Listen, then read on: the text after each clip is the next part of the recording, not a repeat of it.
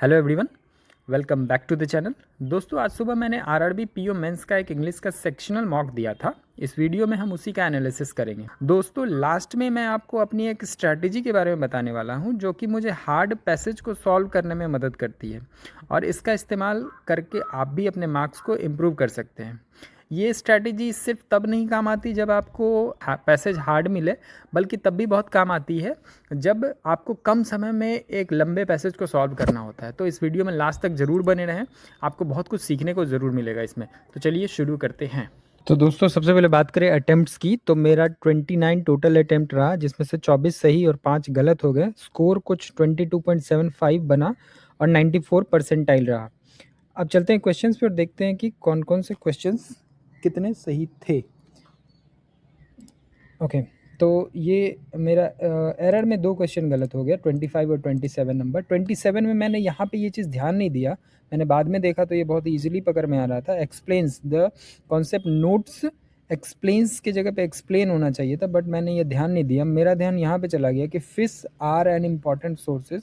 मुझे लग रहा था fish is an important source होना चाहिए, बट ये गलत था। ये सही था। ओके, फिर 28 नंबर एक मेरा गलत हो गया। इसमें मुझे लगा था कि ओनली 1 होगा, बट इसमें प्रोवाइड इन्फॉर्मेशन से ऑप्शन नंबर 2 भी सही हो रहा था। फिर 32 नंबर क्वेश्चन में मुझे लगा कि ये BC होगा, क्योंकि ये थोड़ा सा कंफ्यूजिंग था, लेकिन ऑप्शन में C भी दे रहा है, तो ये सही था, मेरा गलत हो गया। फिर 35 नंबर में मैं ग्रज का यहाँ पे सही मीनिंग नहीं बैठा पा रहा था, मुझे लग रहा था सिर्फ 21 होगा, सॉरी, मुझे लगा कि सिर्फ 1 में ही होगा, बट ये 2 में भी फिट बैठ रहा था। तो ये एरर मेरा हो गया। और चलते हैं, एक चीज़ मैं दिखाना चाहता था इसमें, जैसे ये 12 नंबर क्वेश्चन जो है, इसमें ये जो थोड़ा सा अलग टाइप से इसमें दिया हुआ था, मैं इसको 2-3 बार पढ़ के इसको डिकोड करने की कोशिश किया, बट ये मेरे से हुआ नहीं। इसमें देख रहा था find out find out in which of the sentences the given word और एनी फॉर्म ऑफ इट। मैं ये नहीं पढ़ रहा था एनी फॉर्म ऑफ इट, और मुझे लग रहा था कि ये वर्ड को एज इट इज़ इसमें बिठाना है, इसलिए मुझे लग रहा था कि इसमें से नन ऑफ दीज होना चाहिए, लेकिन यहाँ पे लिखा हुआ था एनी फॉर्म ऑफ इट। तो इस तरह से यहाँ पे ये तो सब में ऑप्शन आई थिंक ये था, इसका ये BC में ये फिट बैठ रहा था, तो ये एक गलत हो गया, मैंने ठीक से पढ़ा नहीं उसको। और 30 नंबर भी कुछ इसी तरह से था, दोनों का क्वेश्चन फॉर्मेट सेम ही था।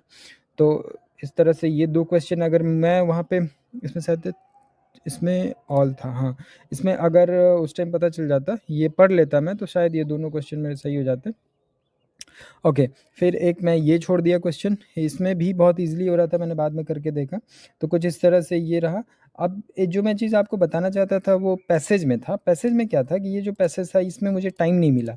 जैसे ये इसमें टोटल 8 क्वेश्चंस थे, तो मैं इसमें टाइम नहीं दे पाया, क्योंकि मैं इन सारे क्वेश्चंस में ज़्यादा टाइम दे दिया था, इसलिए मुझे ये क्वेश्चन में टाइम नहीं मिला। तो फिर मैंने इसमें क्या किया कि मैं सीधा ऐसे क्वेश्चंस में, ऐसे पैसेजेस में क्या करता हूँ कि अगर वो पैसेज या तो बहुत लेंदी है या तो टाइम टेकिंग है, लाइक मेरे पास टाइम कम है और उसमें टाइम चाहिए, तो मैं उसमें सीधा क्या करता हूँ कि सबसे पहले तो मैं उसमें चला जाता हूँ वर्ड वाले क्वेश्चंस, मतलब वोकैब वाले जो क्वेश्चंस रहते हैं, सबसे पहले वोकैब में चला जाता हूँ।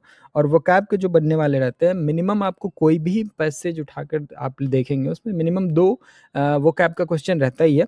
तो आपको क्या करना है कि ऐसे पैसेज में सबसे पहले 2 क्वेश्चन उसको कर लेना है। उसके बाद क्या देखना है कि ऐसे कौन से क्वेश्चन हैं, इसमें से पैसेज में ऐसा कौन सा क्वेश्चन है जिसमें आपको कोई कीवर्ड टाइप का मिल रहा हो। जैसे कि ये वाला क्वेश्चन था, according to the passage what type of banks are kept away from this framework. तो ये फ्रेमवर्क की बात कर रहा है, तो और कौन से बैंक अलग रखेंगे, तो यहाँ पे सीधा आप घूम के जब देखेंगे, थोड़ा इसमें स्किम करेंगे, तो आपको फ्रेमवर्क एक कीवर्ड मिलेगा। तो इस फ्रेमवर्क से रिलेट करके आप जब पढ़ेंगे तो आपको पता चलेगा कि अच्छा, इसमें फर्स्ट और सेकंड जो है उसमें लिखा हुआ था, कहीं पे मैंने पढ़ा था, तो कि वो इस फ्रेमवर्क से बाहर रखे गए हैं। उसी तरह से अगर आप क्वेश्चन नंबर 4 को देखेंगे, तो इसमें भी इसी तरह से आपको कुछ आप कीवर्ड के थ्रू डायरेक्ट आप पूरा पैसेज ना पढ़ के आप स्किम करके, डायरेक्ट कीवर्ड को स्किम करके आप देख के आप पता लगा सकते हैं उसका आंसर क्या होगा।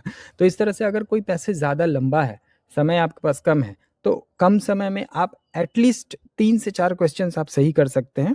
और यही स्ट्रैटेजी मैंने बहुत बार ऐसा मॉक्स में फॉलो किया है, और रिज़ल्ट अच्छा रहता है। लाइक आप आराम से 2 से 3 क्वेश्चन, मिनिमम 3 क्वेश्चन तो आप कर ही लोगे और ये सही रहता है, आपके मार्क्स को बहुत काफ़ी हद तक इम्प्रूव करता है।